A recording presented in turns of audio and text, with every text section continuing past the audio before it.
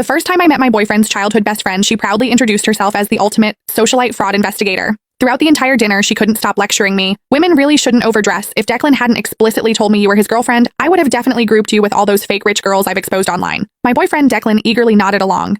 You really do dress a bit too flashy. You should listen to Sloane and tone it down. I couldn't even be bothered to argue with them. I made an excuse to go to the restroom, but right outside the door, I overheard Sloane delivering her expert appraisal of me. Declan, just look at how that woman walks and talks. She's obviously been through one of those gold digger training camps. She only approached you for your money. Think about it.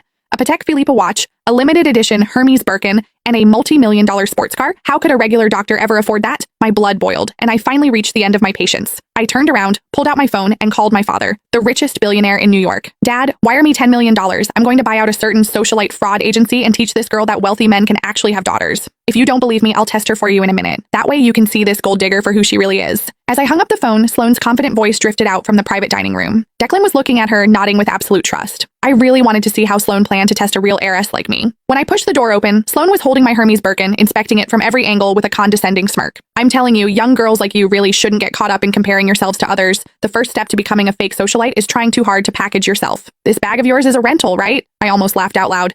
I bought this limited edition bag straight from the boutique, just building up the purchase history to get it cost me over $30,000. When Sloane saw I wasn't speaking, she assumed she had hit a nerve. She put on an I knew it expression and shifted her gaze to my Patek Philippe watch. Can you let me authenticate that watch of yours? Don't get the wrong idea, I'm just worried you got scammed into spending real money on a fake. After all, the bag is already a knockoff. Declan was already looking at me with deep suspicion. He gave me an order. Sloane is just looking out for you. Hurry up and let her see it. This watch was a promotion gift my oldest brother gave me last month. His entire watch cabinet is filled with pieces worth tens of millions of dollars. If Sloane actually appraised this as a fake, it would only prove that she was the real fraud here. I took off the watch, handed it to her, and smiled. Sure, this watch is a highly limited edition, so make sure you don't mess up your appraisal. Sloane eagerly snatched the watch. As she examined it carefully, I clearly caught the flash of raw jealousy in her eyes. It was obvious she had already realized the watch was authentic, but she still opened her mouth to lie. Oh wow, Declan. Your girlfriend is still trying to pass this off as a limited edition to get away with it, but it's actually just a cheap replica. I just have to ask, you're a young girl with an average family and an average job.